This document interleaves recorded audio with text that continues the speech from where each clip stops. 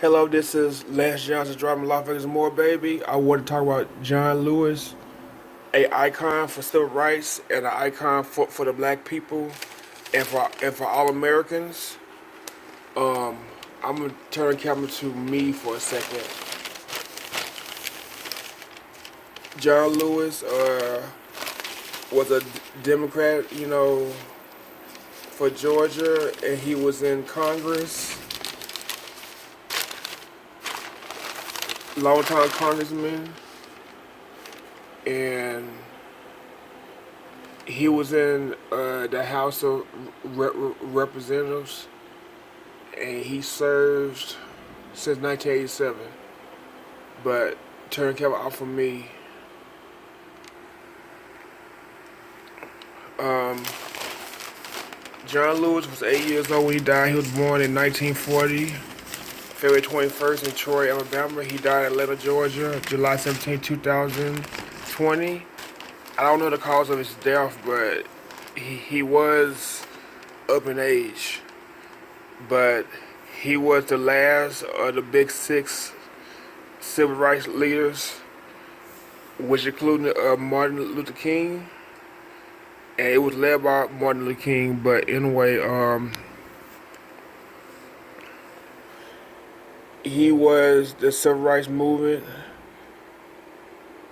a line of the civil rights movement, and who was bloody beaten by Alabama State troopers in 1965. I believe that was the March on Selma. Have galvanized opposition to racial segregation, who went on a long-time celebrated career in Congress. Nancy Pelosi confirmed Lewis' death late Friday night, calling him one of the greatest heroes of American history.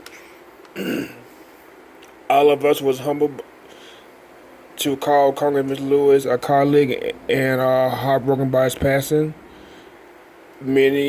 His memory may be an inspiration that moves us to all in the face of injustice. Make good trouble necessary trouble. Lewis' announcement in late 2019 that he was diagnosed with advanced pancreatic cancer. He said he never faced a fight quite like this I have now. He said inspired tributes for both sides of the aisle, and the unstated record that the likely death of is Atlanta Democrat would represent the end of an era. So he most likely died from the pancreatic cancer. And he was the youngest and last survivor of the Big Six civil rights activists, a group led by Reverend Martin Luther King that had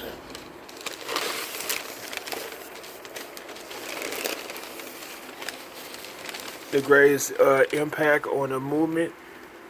He was best known for leading some 600 protesters in a bloody Sunday march across the Edmund Pettus Bridge in Selma, Alabama. The movie that I seen, the Selma movie, uh, it was about him and other people. I did see that movie. I could put that movie on my page, but I would have to record it from my Facebook page, and I don't know if I'm gonna get a copyright flag or not. But I could do that.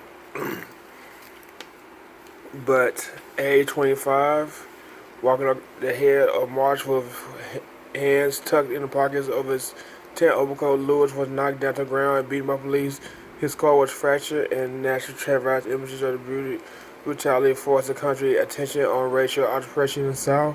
Within days, King led more marches in the state, and President Lyndon Johnson soon was pressing Congress to pass the Voting Rights Act. The bill became law later that year, removing barriers that had barred blacks from voting. Johnson, an American hero that helped lead a movement and risked his life for the most fundamental rights. He bears the scar that attest to his indefatigable spirit and persistent House Majority Leader. Steiner Howard said after Lewis announced his cancer diagnosis. Excuse me. Lewis told the Review Journal in April 2018 that our federal education center is the greatest social justice issue facing America today. As a nation, as people, we are not doing enough. He said during the interview, many of our children are not receiving the best possible education as they could receive. He delivered the keynote address at a gala to support Touro University, Nevada, a private institute in Houston that offers degrees in healthcare education and has about 1,400 students. I thought I saw death. I thought I was going to die. Lewis told the crowd, well, 553 years later, I don't know how I made it across that bridge. Lewis described growing up in segregated South as being denied a library card because he was black. In 19, he returned to St. Lucie, where he'd been 9 years to sign copies of his memoir. Lewis also touched gun control in his Nevada speech. He said, too many people are dying in churches and schools and at concerts. We have to do something. We cannot be quiet. So we have to speak up and use our votes as a powerful nonviolent tool. Lewis said he does not consider himself a hero. I consider myself an individual who was deeply inspired by teacher of the work of Dr. Martin Luther King Jr. to do what I could do to help out. He said, I don't consider myself an icon. Just a poor child growing up in rural Alabama who happens to be more than lucky but blessed. Stern speaker. Lewis joined King and four other civil rights leaders in the organization a 1963 march on Washington. He spoke to the vast crowd just before King delivered his epical I Have a Dream speech, or probably epical. I Have a Dream speech. 23-year-old firebrand Lewis toned down his intended remarks and essentially dropping a reference to the scorched earth, marching through the South and scaling back criticism of President John Kennedy. It was a potential speech, nonetheless, which he vowed by the forces of our demands, our determination, and our numbers. We shall splinter the segregated South into 1,000 pieces and put them together in an image of God and democracy. It was almost immediately forever overshadowed by the words of King, the man who inspired him to activism.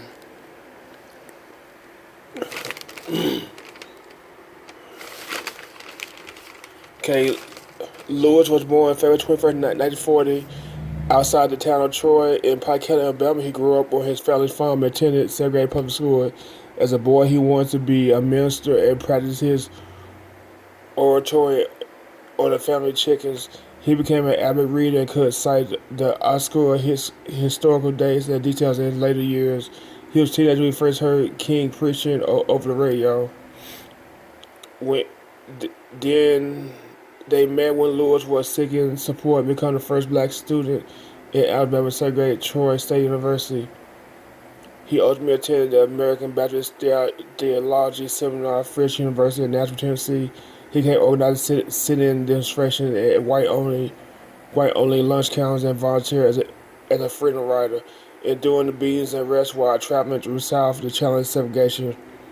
Lewis helped founded the Student Nonviolent Coordination Committee, was named its chairman in 1963, making him one of the six big three at a tender age. The others, in addition to King, were Whitney Young, the National Urban League, A. Philip Randolph of the Negro American Labor Council, James L. Farmer, Jr. of the Congressional of Radical Equality, and Roy Wilkins of the NAACP. All six met at the Roosevelt Hotel in New York to plan and announce a march on Washington. Okay, the six big three: Martin Luther King Jr., John Lewis, Whitney Young, A. Philip Randolph, James Farmer, and Roy Wilkins. Those are the 6-3. I mean the big six. I'm sorry, big six. Okay, the huge demonstration galvanized the movement, but success didn't come quickly. After extensive training in nonviolent protest, Lewis and the Reverend Hosea Williams led demonstration on a planned march of more than 50 miles of Selma to Montgomery, Alabama capital. On March 7, 1965, a phalanx of police blocked their exit from Selma Bridge. Authorities shoved, then swung their truncheons, fired tear gas, and charged on horses, sending many to the hospital. and horrifying much of the nation. King returned with 1,000, completing the march to Montgomery before the end of the month. Time in public office. Lee turned to politics when he elected to Atlanta City Council.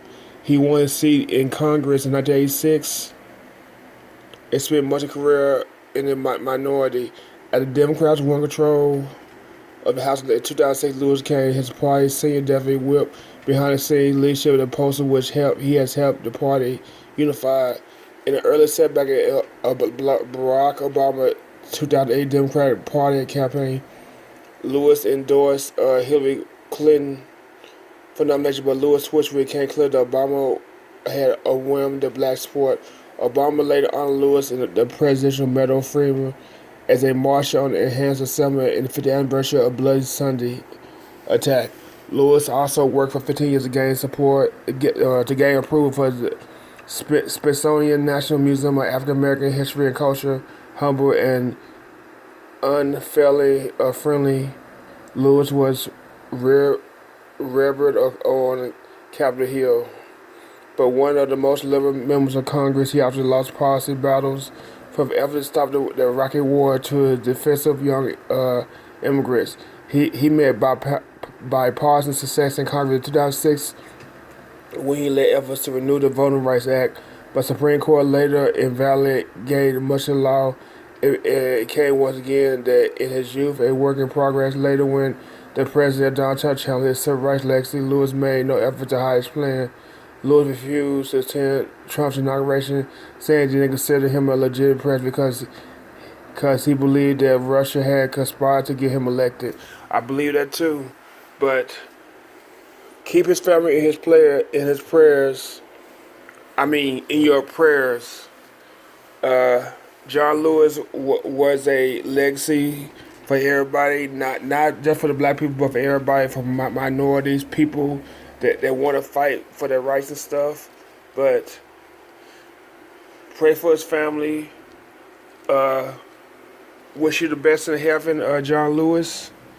Sorry I had to get a chance to meet you, but you were a inspiration to me and everybody who thought like you and wanted rights for everybody, and everybody who, wanted to make it better for everybody. People, who have dreams to be somebody. And rest in peace. And thank you for doing what you're doing, what you did, in this lifetime. Thank you for making it better for us people of color and for everybody. And thank you for all you did in your life, the fight for equal rights and for voting rights and for everything in between. But thank you, John Lewis, for doing what you did best. Fight for rights and for civil rights. But sorry that you had to die. But it is what it is. But thank you for everything you did in your lifetime. But anyway, I have to go. I'm tired. I'm probably gonna be late for work today. Hopefully I don't. I shouldn't jinx myself, but let me go. Thanks so much for listening to my story about John Lewis. Like, share, subscribe. Wear your mask. Be safe. Don't be afraid to speak out. See something, say something. 6 feet social distance. Watch and sanitize your hands. Don't be horrible. Think about others. Like, share, subscribe, comment below. Hit the bell notifications. But thank you for listening. Lance Johns driving Las Vegas. Lance Johns. Thank you for listening and have a good night or a good day. Bye. Excuse me.